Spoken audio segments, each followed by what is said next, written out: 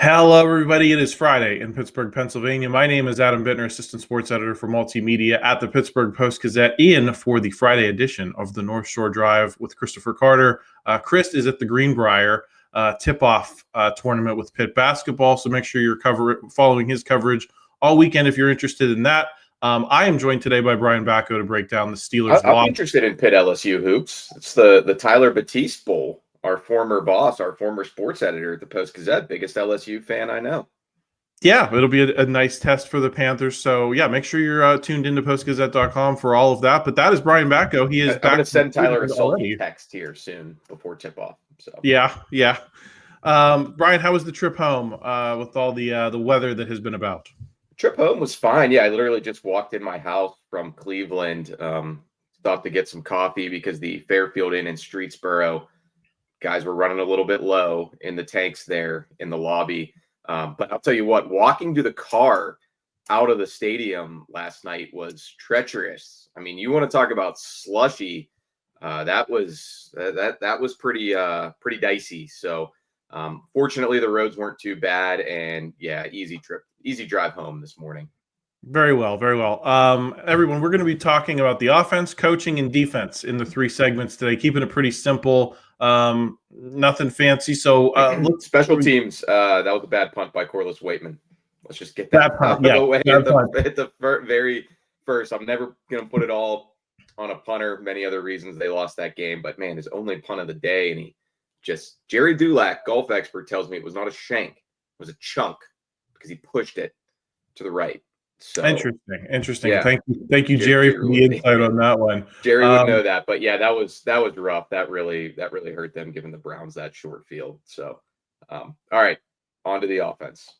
Yeah, I just want to shout out our sponsor real quick, Edgar Snyder Associates. We will talk about them a little bit more later. Brian, let me ask the question this way: were you on the offense for you? Yeah. Were you more encouraged by how the offense finished the game in the fourth quarter, rallying to take the lead? But, obviously that last drive did not go very well and set the Browns up for the punt that you just referenced. Or were you more discouraged by how they started the game and the common threads of not being able to finish drives with Baltimore? That's a tough one. I mean, very difficult game to sort of sort through. I'm not going to make too much of the elements like George Pickens did afterward. I think he's just a very sore loser and isn't really sure what to say when a game doesn't go his way. But I mean, both teams were playing in those conditions, and guess what, George, or anybody else who's writing this off due to the snow, the Steelers need to be built to win these games if they want to get to where they want to go. I mean, Houston's pretty good. They'll be all right, but I don't think the AFC is going through their dome down there in Texas. The Chargers are solid. Pretty sure the AFC is not running through SoFi Stadium. You probably are going to have to beat the Chiefs or the Bills if you want to hoist the Lombardi or even get a chance to. And more than likely, you're going to have to do it at a Tundra in Pittsburgh or one of those two locations. So you do need to be able to win these types of games. And I give Russell Wilson credit for the way he bounced back. That's really been the story of his season so far. Now, 4-1 since stepping in as the quarterback, his first loss as the starter, but familiar formula other than the final result. He had some iffy moments early. He's putting the ball where he wanted to, but getting rid of the ball was an issue in the first half. I'll have to go back and maybe look at some of the all-22 and kind of when that comes out and see how much of that was a coverage sack, how much of that was his lineman not holding up. But it was a little statuesque at times from him, which I think was a concern coming in because of that calf. And yet he shakes that off, bounce back with some really clutch throws in the second half. So I'm actually somewhat encouraged by the way they didn't completely go in the tank in that game. And you got contributions from guys like Calvin Austin. Pat Freiermuth is alive. He lives. He doesn't just catch 3-yard touchdown passes. So it was nice to see Wilson hitting him, in the intermediate portion of the field over the middle at times. But I am kind of concerned, Adam, of where is this Wilson-Justin Fields thing going? What is the right balance to strike between these two quarterbacks? Because it paid dividends a couple times last night, but it also had them looking disjointed at times. Yes, that was something Paul Zeiss and I talked about on the post-game show. I also felt like they were telegraphing what they wanted to do with Justin Fields a little bit. I talked about how Penn State brings in Bo Pribula now to spell Drew Aller, because I host our Penn State podcast as well, so I watch a lot of Nittany Lions, and he has established himself as a credible threat to throw. And I think that's why the package has worked when they've brought him in to spell Drew Aller or just kind of get a different matchup. With Justin Fields, I think especially on that 4th and 2 early in the game, I had no doubt that he was going to run. I don't think the Browns had any doubt that he was going to run. And it just felt a little predictable that they didn't really want to let him throw the ball. And if they did, they might as well have just kept Russell Wilson in the game. Yeah, and that's, Ray and I talked about this in our little practice update on Tuesday down at the facility, that it's all well and good to try to mix in some more Fields and take advantage of his mobility. And Mike Tomlin's been pounding the table for that for 3 years now. And if you really kind of dig into the nuances of his desire for quarterback mobility, it hasn't been as simple as like, okay, we want our starter to be one of the fastest players in the league at his position.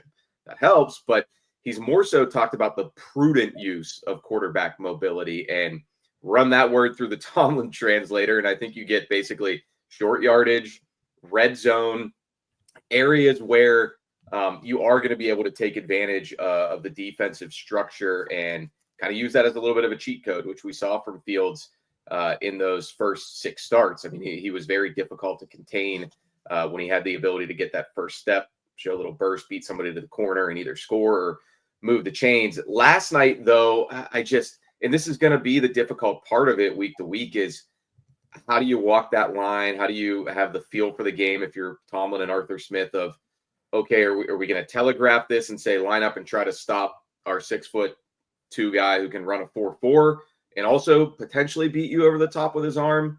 Or are we going to let him kind of drop back and see the field and throw like he did when he was the starter? So, the deep ball to George Pickens, people are going to second guess that a lot. Not only that he threw it there, but also why isn't Russell Wilson in the game when he's trying to put it away and he was playing at his best late? So I don't really have the answer. I think just given the result, maybe they got a little too enamored with the Fields package in this one. And it's going to be a feeling out process, a learning process, I suppose, the rest of the way to determine how much they want to use that. Yeah, I'll be honest. I didn't have a problem with the 3rd down call. It's George Pickens. We're all talking about brilliant call and brilliant pass. Right. I think that's the application that I'm looking for, is that you want to give defenses, an idea that your threat to throw is credible, but that you have a mobile quarterback on the field. I think that's exactly the type of thing, you want to be trying to take teams by surprise. It just didn't work. I had a lot bigger problems with some of the other calls that we'll get to. Some of the personnel groupings with that too. Like you said, you're probably not fooling anybody when you run out Spencer Anderson as a 6th lineman, Cordero Patterson lined up out wide.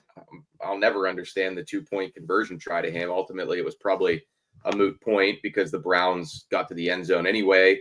But the other players in that formation were Connor Heyward as the lone back next to Fields in the shotgun, and then Darnell Washington and Michael Pruitt. Washington, Heyward, yeah, they can get open and catch a pass for you, but there's not a lot that's striking fear into the hearts of defenses. Maybe when we talked to Arthur Smith Thursday ahead of the Bengals, he'll say, yeah, you've got short-term plans, you've got long-term plans, you're putting things on tape, you're setting things up for down the line. But at least in the moment, it made you feel like you want to rip that grouping out of the playbook. I wanted to ask you about Najee Harris and Jaylen Warren. I think this is going a little bit under the radar because of all the other things that happened in this game. But I think it's important because I believe this is the 3rd straight game that since Jaylen Warren has been back relatively healthy, that he has been significantly more efficient than Najee Harris. Last night, it was 4.1 yards a carry for Jaylen Warren on his 11. Najee Harris gets 4 fewer yards on 5 more carries. He averages 2.6 per carry. listen, Najee Harris had things rolling, Brian, and now he does not, and it almost directly coincides with the return of Jaylen Warren. Do you attribute that at all to, Najee getting less volume and maybe being a guy who needs to get into a rhythm a little bit more, especially because we've seen him have success late in games, or is this just a level of happenstance in your mind? I think a little happenstance. I mean, if I'm not mistaken, this was the first game Jaylen Warren outsnapped him, and it was 39-27. I think part of that would be game script. You're coming back. Warren's more of your pass catcher, pass protector, third down guy. But he also, as I wrote in my instant analysis, which is up on the Post-Gazette website, if you immediately turned your TV off through the remote and went to bed after the game, in our trending up section that we do each week, I put Jaylen Warren because while he wasn't prolific or anything, I think this was the first game that I could decisively say he looked like the better back than Najee Harris. And I'm not saying Najee's about to fade away into oblivion or anything like that. In fact, if you look at his first 3 seasons, he's consistently gotten better as the year goes on. The weather gets worse. The games get grimier. So that could still be there. But I think it's a positive that Warren is looking more like his old self, especially after dealing with a few injuries so far to this point. I think it's going to be hot-handish to some extent. And yeah, if it's a game you've got the lead, you're trying to protect it, you put Najee out there and, you hope neither of these guys have any more fumbles. It's been an uncharacteristic few weeks in that regard, with the ball security, but both by and large, you still feel really good about them taking those hits, holding on to the ball, and, they're going to need to be your identity down the stretch. Brian, we are going to get into the play calling as part of our coaching segment coming up here next. We're also going to talk about Mike Tomlin's various calls throughout the night that have a lot of people calling this the Tomlin game, the Tomlin trap game. I thought he was inconsistent, but we'll get into that in a little bit. One other thing on the offense that I'll point out. No, go ahead. On the Hail Mary play, which was kind of bizarre from a lot of angles, literally, you had George Pickens maybe sitting that one out because he had a personal vendetta to settle. You had a lot of. I'll have to go back and listen to the quote. I asked Mike Williams about it. I think he said maybe there was just one guy who was supposed to jump and they were kind of trying to clear it out for him. I'll listen to that at some point here. But Isaac Seumalo was trying to protect, and he turned around to, I guess, go help out Dan Moore on his pass rusher, and Browns linebacker Jordan Hicks flew in like a rocket and pressured Russell Wilson on that throw. So they probably weren't going to complete it anyway, but either Seumalo had a bit of a gaffe there, or Hicks just made a superhuman play to disrupt that. Yeah, probably not the most likely Hail Mary anyway, given the conditions, but probably would have liked to have executed a little bit better there. Just want to thank our sponsor here before we move to the next segment. It's Edgar Snyder Associates. Whether you're injured in a car accident or hurt on the job, Edgar Snyder Associates has helped injury victims for over 40 years, recovering more than $2 billion on their behalf. If you or a loved one has been seriously injured in an accident, call 1-800-94-EDGAR or visit edgarsnyder.com for a free consultation. And remember, there's never a fee unless they get money for you. Also wanted to send over a message from our friends at Moon Honda. It's that time of year again to get the Honda of your dreams during Happy Honda Days, where you'll find great offers on a sporty new Civic, spirited Accord, fun to drive HRV, and versatile CRV. So don't wait. Turn your holiday dreams into reality with a new Honda named KBB.com's best value brand. Buy online, reserve from select dealers, or visit your local Honda dealer today. We are back on the Northshore Drive podcast. I'm Adam Bittner in for Christopher Carter, here with Brian Batko, talking about the Steelers' loss to the Browns last night. Let's get into the coaching, Brian, because obviously just to tie up a loose end real quick on the Mike Williams thing. I just listened to it during the little break there. He said the plan was basically someone in the back, someone in the front, someone in the middle of the end zone, all ready to jump, but only one guy jump, and the others try to be there to get a tip if it falls to them. And I don't think George Pickens would have been in position to catch any tips had it come down to that.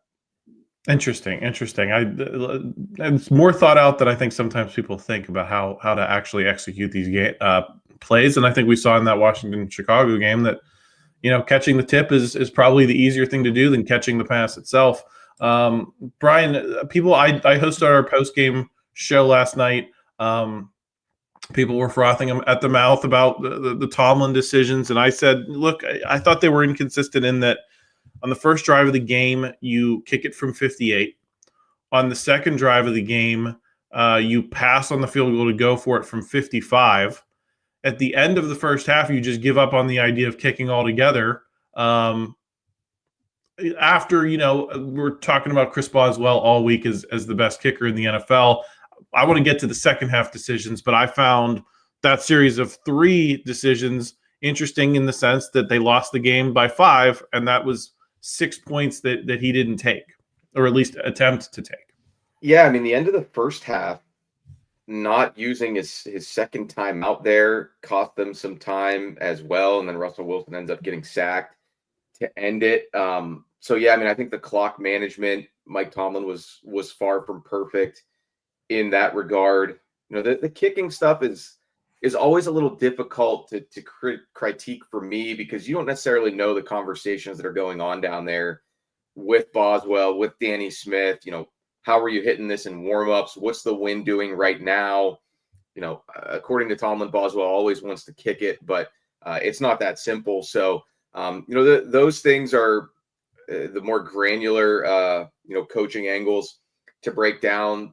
When you scale out, zoom out, another Thursday night defeat for Tomlin. And I mean, I don't really know what to make of this trend of losing on short rest and a short week.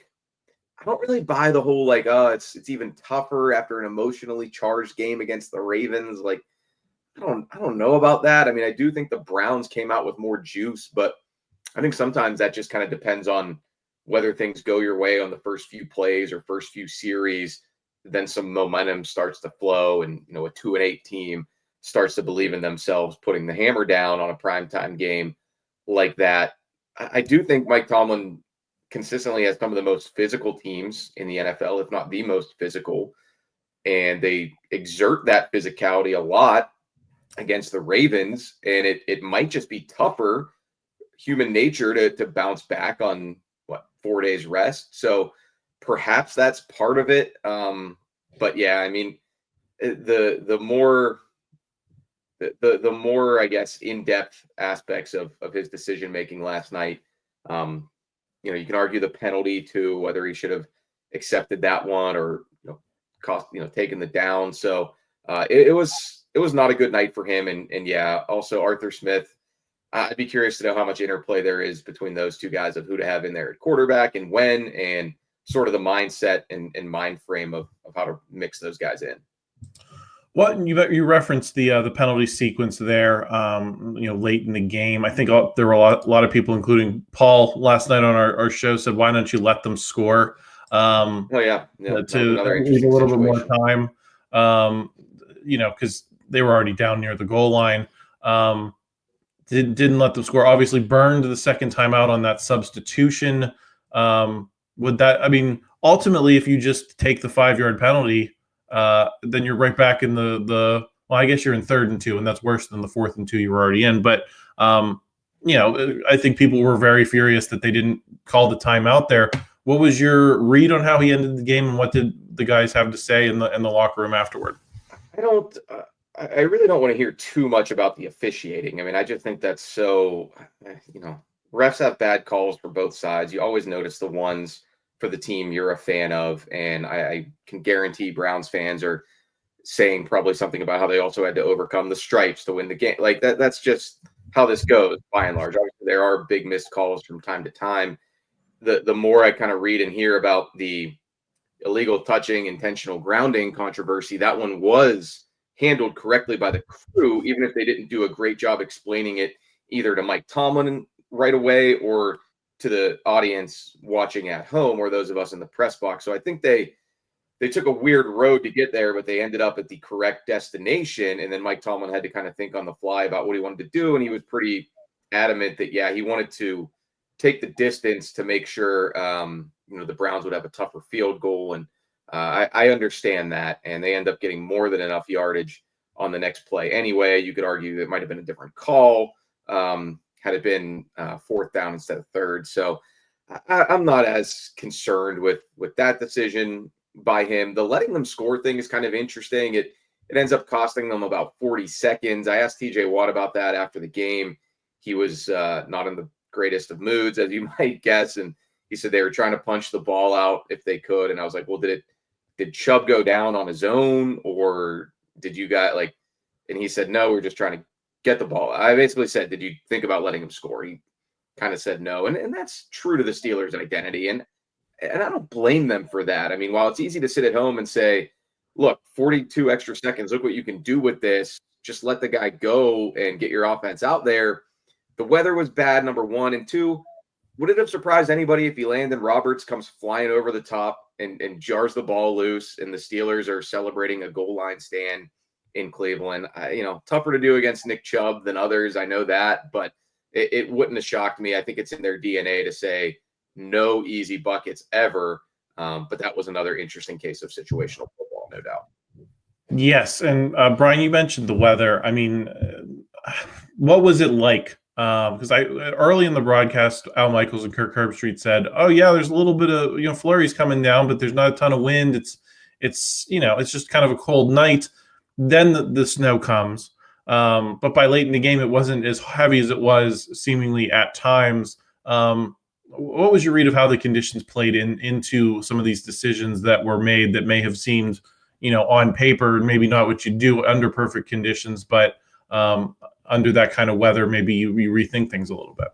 Yeah, one thing about snow games, and that we always kind of drill down on, it's going to be tough for the offenses. It's going to be tough throwing that football. It's going to be tough holding on to it. We heard a lot from both sides post game about how the footing wasn't very good for the defenders, and you saw some of the pressure drop off in the second half because guys like TJ Watt and Myles Garrett, Nick Herbig, who did make a play in the third quarter that was huge, or fourth quarter, I guess, can't necessarily stick their foot in the ground and go like they typically would. So it was a factor, I guess, but both teams had to deal with it.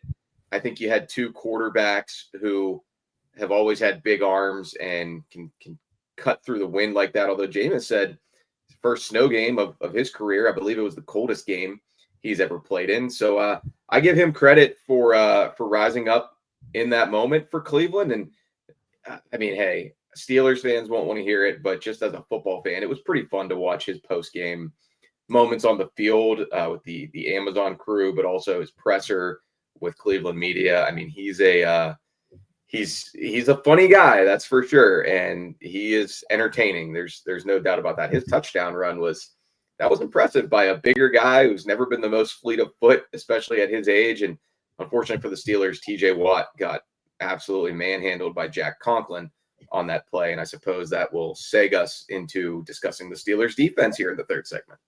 Yeah, let's get into it. Before we do, just want to thank another sponsor. It is Savinas Canning Gallucci, mesothelioma and asbestos lawyers with over 85 years of experience. Call them now for a free consultation, and we will be right back.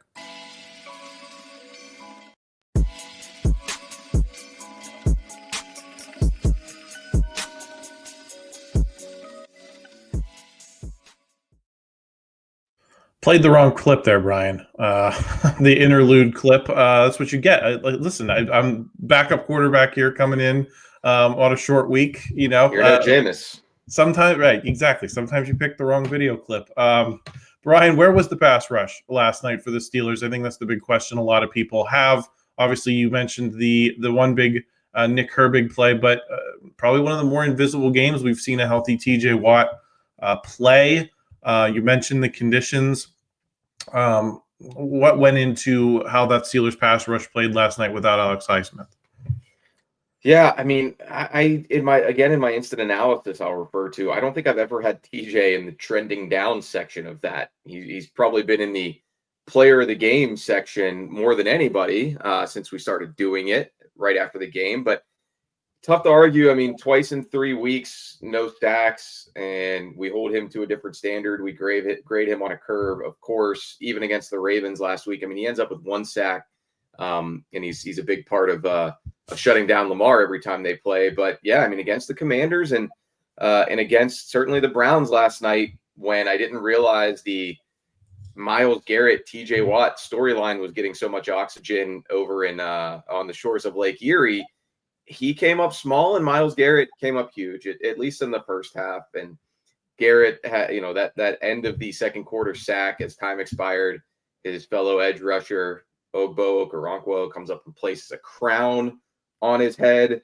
You probably have all seen now after the game, Myles Garrett saying he's the guy, he's the number one edge rusher, still runs through him. He does have the hardware for it. TJ Watt has the stack titles. So it's really a fun budding rivalry when you take a step back and think about it. But it wasn't so fun last night for the Steelers to see Watt basically a non-factor. And, he's dominated Jack Conklin in the past in this series, but Conklin's not a new guy. He's not a rookie. He's not a journeyman backup. And, he got the better of TJ in this game. One other nit I'll pick about, I guess, just the overall defensive challenge the Steelers had last night. We discussed it some throughout the week, and I think a lot of people around Pittsburgh were saying, the Browns' offensive line is so banged up. It's so bad right now. They only had one backup in there, and that was their left tackle, Jermaine Ifedi. Now, they were down to their third or fourth option at that position because of injuries, but Conklin's a stalwart. Wyatt Teller at right guard has been really good over the years. Pocic, their center's the usual guy, and he had a great illegal touching penalty for them in the end. And then their left guard, Joel Bitonio. He's played in a million of these games. So they lost their O-line coach, Bill Callahan, this season. He went to go be on the staff of his son, Brian, in Tennessee. But they still had the dudes for the most part. And I think, they played hard, absolutely. And, while the Browns didn't really get much going in the run game, Jameis had a pretty clean pocket quite a bit, and that proved the difference. He was dotting up Jerry Jeudy, and the tight ends only combined for 5 catches for Cleveland, but it seemed like all of them were huge, and they should have had even more if it wasn't for drops. 6 catches if you count Njoku's 2-pointer.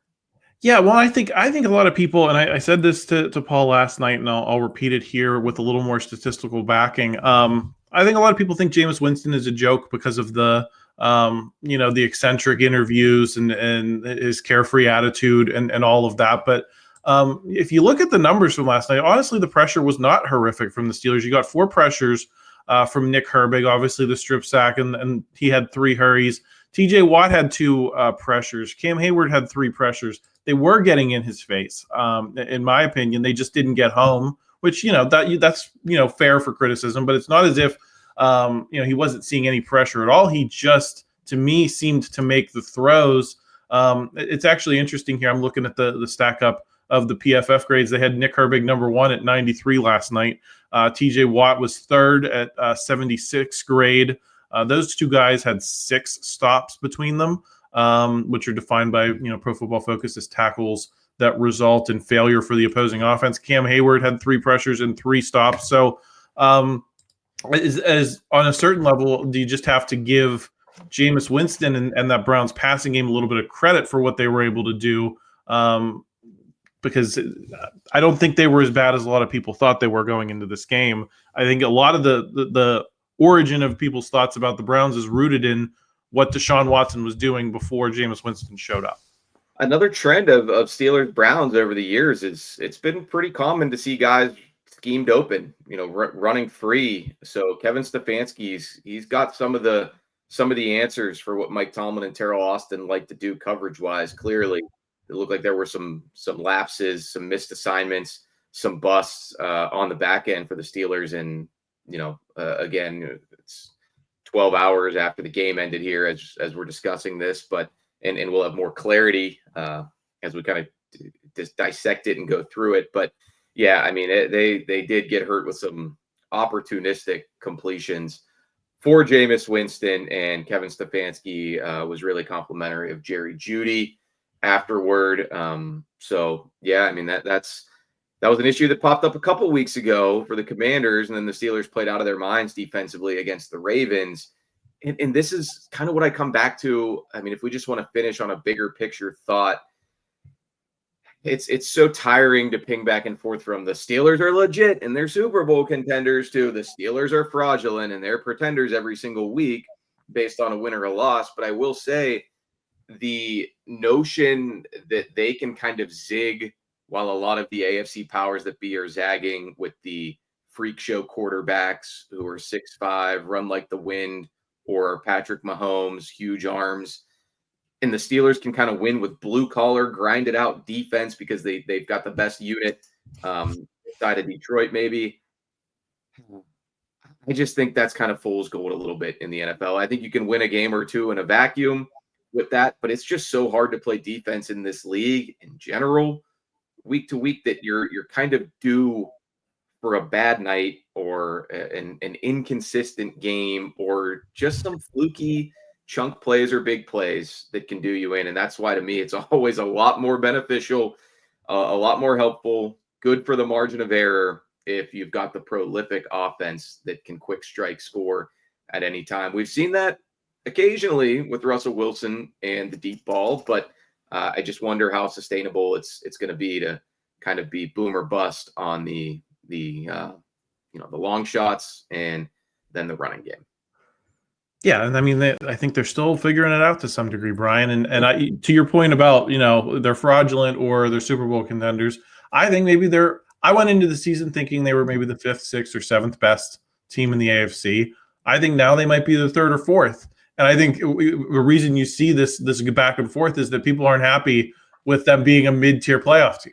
They want them either to be good or they want to be angry that they're bad. And that's you. And I get it. When you get to 8-2, there's a bit of a, Jameis used this term after the game, a paradigm shift in terms of your expectations. But I'm honestly not surprised that they lost that game last night. I picked the Steelers 14-13 win, and in my prediction wrote that it's going to be a grimy, sloppy game. But this team, unlike some of the others in recent memory, has the intestinal fortitude to find a way to pull it out, and they nearly did that.